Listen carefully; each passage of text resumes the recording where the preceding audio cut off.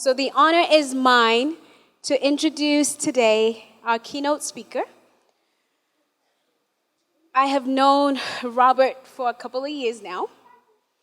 Robert, when we moved to the 19th floor in the USA building, you were one of our neighbors. And I just remember your presence. Calm, cool, always collected. And then you got a new role, and you left us and moved to the global side, NAT, the 23rd floor. And what happened? We followed you. We were neighbors again on the global side of the business, and we got to work with you again. So pleasant, always kind. I mean, really what I was just talking about, a whole leader, always giving to the community. I've asked Robert, can I come talk to you and pick your brain on some stuff? Absolutely. Makes the time. And when I had to think about the harvest and it came down to it to say, are we really going to have this harvest? Because the enemy kept whispering, you can't do this. You don't have what it takes. You don't have the money. You don't have the resources. And I was really praying. And I said, you know what? The one person that keeps coming to mind is Robert. God, if you're saying that we need to have this harvest, I'm going to send him an email. If he says yes, I'll know for sure we're going to have the harvest. And then from there, there's no turning back. And I remember going to my office. I sat down and I sent you that email. Within an hour, I had an answer. I'll be there. That's Robert Long. Robert is a graduate of Princeton University. He's graduated Princeton with a chemical engineering degree. He obtained an MBA in finance from Xavier University in Ohio. He grew up in Washington, D.C., graduated from Woodbury Forest High School in Virginia, and he's currently on the board of trustees for Woodbury Forest School. Robert reports directly into the CEO of the Coca-Cola company. And these I just added my own personal things because he is going to tell us about himself. So I added these. He has a quiet strength. He is kind beyond understanding. He is ridiculously smart. He has traveled all over the world. He has worked for amazing corporations. He is so responsive. He's deeply connected to the community. He's a servant at heart. He's a whole person, a leader of leaders, admired by many, humble and so well poised, authentic to the bone. He's influential. He's a giver. He gives thought. He gives attention, and he gives focus. And one who gives time and energy to giving value to others. Ladies and gentlemen, boys and girls, would you please rise and help me give a warm JosiahKids welcome to the Global Chief Innovation Officer of the Coca-Cola Company, Mr. Robert L. Long.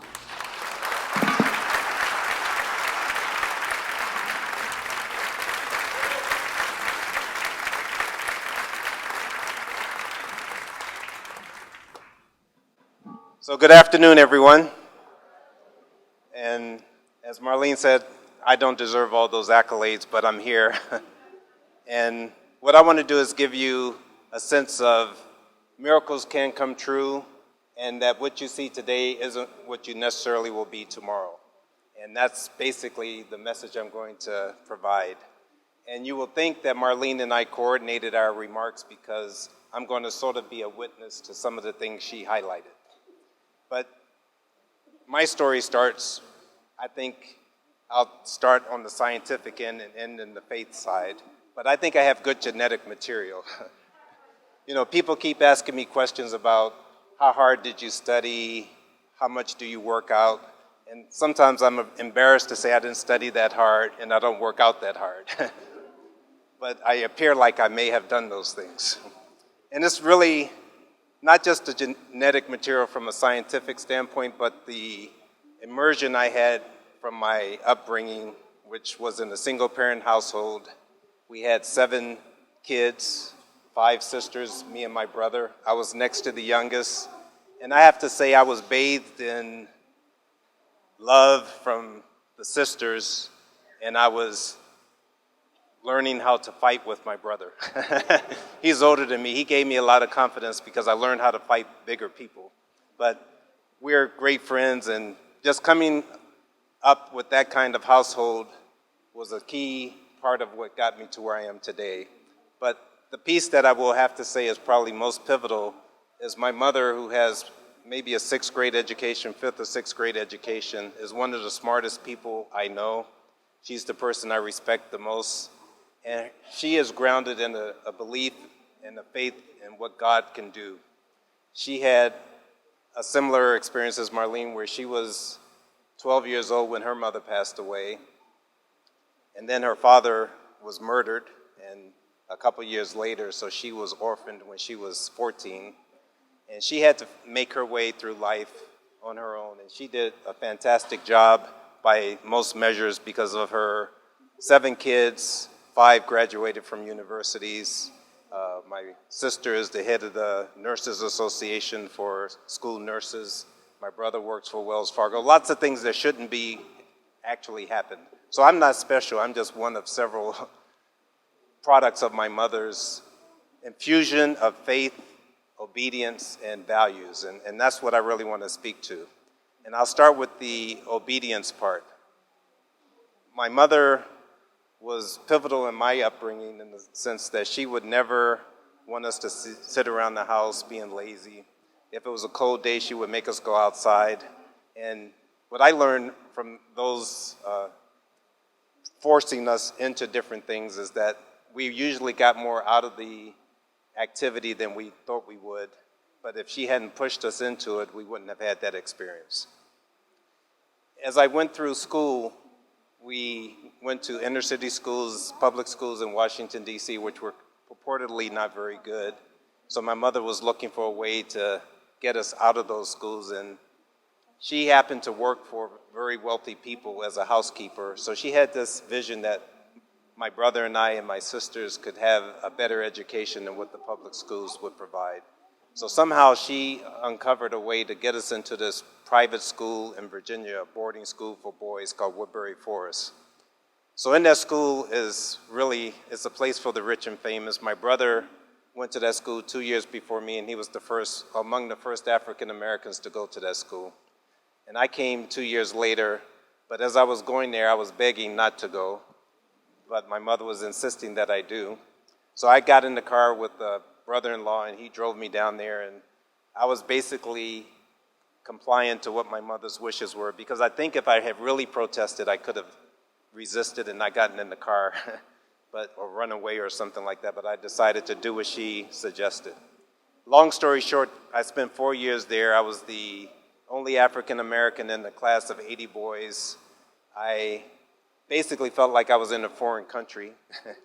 And it turned out to be one of the best experiences for me because I did end up living in foreign countries. So I learned how to navigate when you're not one of the majority. But what I would say in that situation is the ability of my mother to see what I couldn't see, and my willingness to follow her lead, it was something I would instill in the parents and the kids. More often than not, your kids will say, I don't want to do this, I don't want to do that, and will concede because it's the path of least resistance.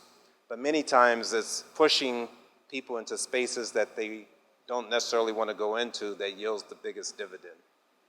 So I did 4 years in that school, and many things happened for me in that school. I became more self-confident. I became more inspired to do things that I hadn't seen in my neighborhood, but I could see in what the other kids were trying to get to. So what I would say in that context was, when I first got there, I don't know how many of you get into math, but they showed me some equations, and they asked me, did I know what a square root was? And I said, I don't know what a square root, this is 9th grade. So I said, I don't know what the square root, what that means. Then they said, well, can you solve any of these problems? They were all square roots, and I solved all the problems. So my education in public school was teaching me things, but I didn't know what to call them. So when I did that for them, they started giving me more things. And before you knew it, they gave me Algebra 2, and I was able to do Algebra 2. So in my poor public school at 8th grade, somehow I had gotten concepts that I shouldn't have had, but I didn't know what to call them. If you asked me, did I know Algebra 2, I would have said, I don't know what that means. But the moral of the story here is that I went to that school thinking I was going to be ill-equipped to compete in that school, and because I came from a poor public school, but in reality, that school prepared me better than any of us expected. The other thing that happened, when I was leaving home, I was somewhat sickly. I had a lot of asthma problems, so my mother was constantly taking me to the hospital, and I had to go get all these allergy shots. But when I went to that school, miraculously, I no longer had asthma symptoms. And unfortunately, I think it goes back to the fact we had 5 cats and 2 dogs. I think that was the source of my asthma. We figured that out later. But in that school, it was in the country, and I didn't have any problems. But what happened in that school is I became an EST. Anybody know what an EST is? I wasn't the nicest. I wasn't the smartest, but I was the fastest. So in the 10th grade, I was trying to play baseball, and I wasn't very good, so they suggested I run track. So I started running track, and before you knew it, I was the fastest person in the school. And in the 10th grade, I had colleges sending me letters suggesting I go to their colleges. So that was a good ego booster because I was an EST. I was the fastest.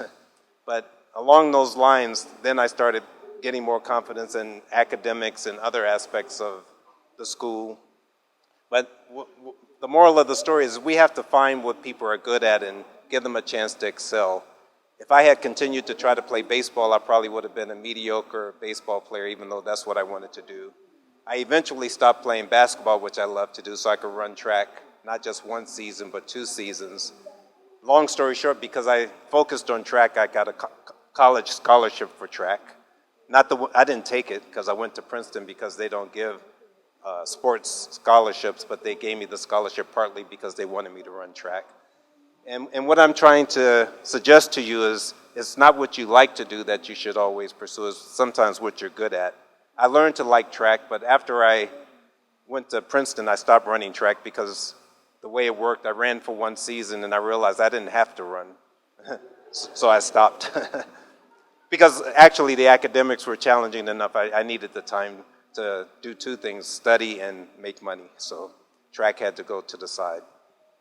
So being obedient was one of the things that I would once again say as parents, it's sometimes hard to make our kids do things they're uncomfortable with. I'm very pleased to see Isaiah playing the piano. I hope he likes it because he was courageous enough to sit in front of us and do that. And my son Aaron, he can tell his story about being forced to play piano, and we won't dwell on that.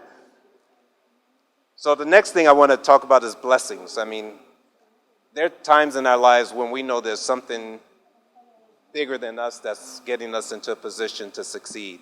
So I'm in a very prestigious role. I never asked for it. If you look at any of my performance reviews, I never said I wanted to be reporting to a CEO. None of that was ever in my personal plan. But one of the things I learned in my career was, and Marlene just referred to it, is I rarely said no to requests for doing things. So I would, in my early career, do things that no one else would want to do. So periodically we have to go around and ask people to donate money to United Way. Nobody wanted to be the person organizing that because you didn't want to go telling people, please donate to United Way. But when they asked me to do it, I said, okay, I'll do it. There were things like cleaning up the labs or managing safety, thankless tasks that often I would do them when other people wouldn't.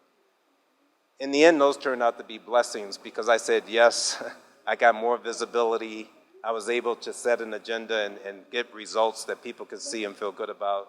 So in the end, those thankless tasks turned out to be good exposure for me and ways for me to show leadership that people appreciated. So blessings come in many forms, and often it's in thankless tasks. So another area where I was blessed was in the spirit of growing your career in my early I think I was 9 years of my career, this whole globalization thing became fashion. And I was asked to go live in a place called Venezuela. Much nicer than it is today, but back in those days, Venezuela was a livable place. And I actually said I would do it, and I ended up living there for 5 years. And those 5 years, like the time I spent in that boarding school, were some of the most formative years in my life, in the sense that I got a lot more confidence of my ability to influence the business agenda that I was responsible for. I didn't have a lot of help, I didn't have a lot of resources, but we got very good results. And that just gave me confidence that this was a profession that I could survive in and do as well as anyone else. But going to Venezuela was a hardship because I had to leave a support system that was very strong. So many of my mentors and counselors said, don't go to Venezuela. They said, they're not going to be friendly to you because you're African American. You're having a good support system here in the US, so why give that up? But the person who asked me was a person who had done what I considered good things for me in my career, so I felt sort of not an obligation, but I felt it was a good thing to say yes. So once again, despite some of the directions I was getting that was a bad move, it ended up being a blessing by trying to support someone that had supported me in the past.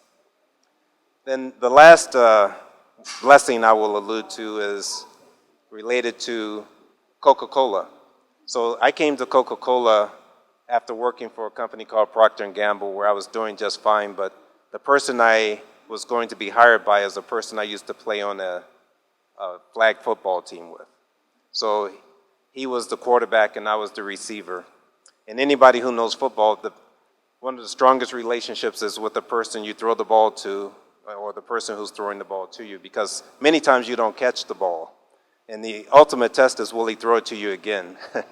So Danny and I had many memories of him throwing the ball to me and me dropping it, going back with my head down, and he would throw the ball to me the next time, and then I'd catch it. So those are the kind of people we need in our lives, people that know that we're not perfect, people that know that because we drop the ball once doesn't mean we're going to drop it the next time.